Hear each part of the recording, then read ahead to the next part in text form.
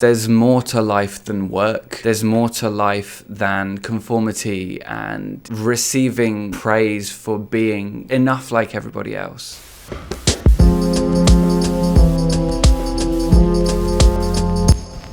We don't think for fun anymore. A lot of times over the years, there's been so many instances where I've wanted to talk to people about things like deep conversations, personal things, but also, more philosophical things, spiritual things, and all these kinds of, the big questions. And so often the responses, they lack curiosity. To some extent, I can understand why a lot of us aren't curious about these kinds of things.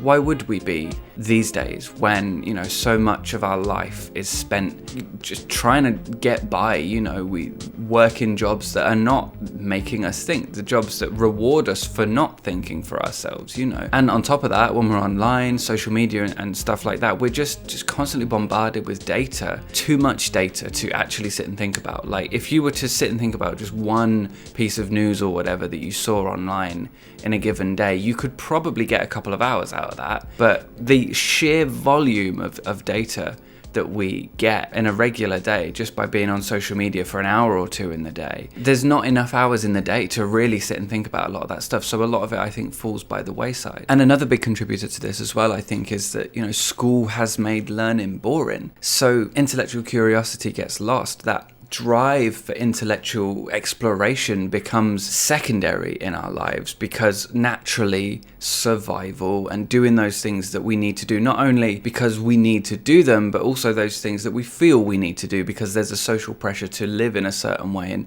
do things in a certain way, But I think when that thrill of learning, when that joy of intellectual exploration is lost, then we're also losing an opportunity to learn and grow as people too. So in the end, we become consumers. We become more object than subject. We become just this thing that consumes, and we just sort of sit there taking all of these ideas and all of these things into ourselves, and our agency in the world, our ability to be a subject and do things in the world becomes restricted to certain parameters, certain acceptable parameters within our society, like what our favorite color is and what our favorite brands are and things like that. That's the way we express our subjectivity, express who we are as people in life. But we're so much more than that. And our ability to explore ideas, explore concepts, and engage in the joy of learning, feel the joy of learning and go and explore things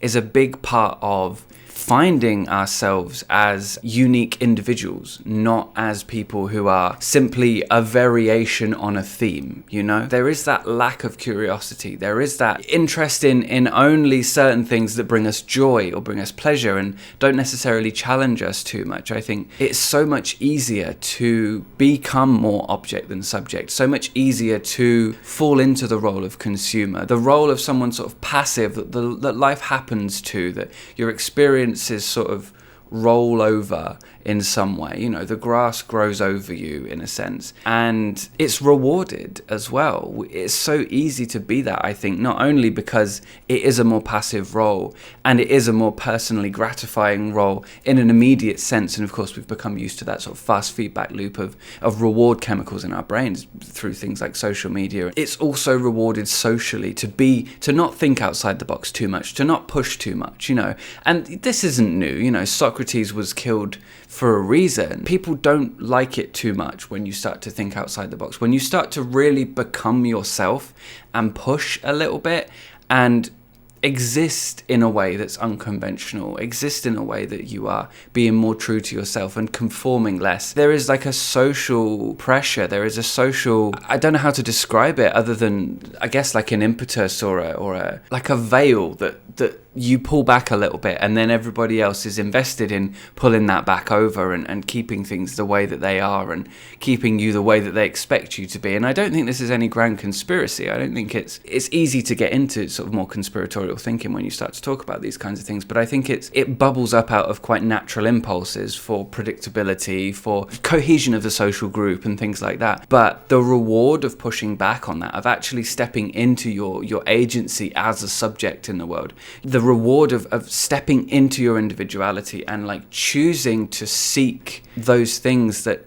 do bring, you know, life to your inner world, that do make you excited, do give you that sort of sense of enthusiasm or challenge in life, you know, going off in that direction. There's a huge reward for doing that, rather than just perhaps a social reward, which is in many ways, I would say, one of the more meaningful things that we get from existing with less agency and being more a thing that things happen to, than a person that does things and happens to things, you know? And of course, if you aren't being predictable and you aren't following the patterns of a group that you identify with, and you aren't, you know, being an object that is just consuming, then obviously that's not going to be ideal for certain people who do like to make a lot of money out of you being that. So you run up against the trouble there of feeling like an outsider to some extent. But in my experience, as I've been for most of my life somewhat of an outsider, it's a little bit lonelier, but there's a richness to it, to going and exploring things and learning things and enriching your intellectual life, enriching your inner world. There's no comparison to that in any of the experiences I've had in my life when I've been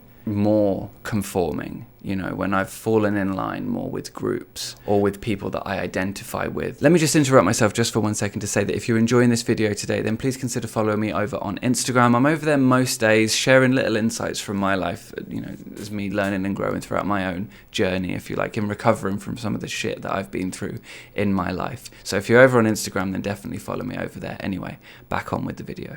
For me, this comes down to embracing my existence as an individual in the world, embracing my agency. So often we hear about agency and your individual choices as like in the conversation of like purchasing power, but it goes so far beyond that. So, you know, don't get snagged on that, I would say. It's about embracing my existence as both an object and a subject. It's about stepping into my life, inhabiting my life in a real way, being present in my experiences in a real way, and choosing to use my agency, making a point of existing in the world, not being like a child who is just only concerned with the, you know, their own immediate need fulfillment, but actually going beyond that and understanding and keeping that perspective and seeing things with a wider view, you know? It's about learning to be an adult and owning my shit and prioritizing my needs and values, yes, but also considering others, like having that sort of healthy level of selfishness in your life, but then also after that, caring about other people and being there with other people and being present in other people's lives too,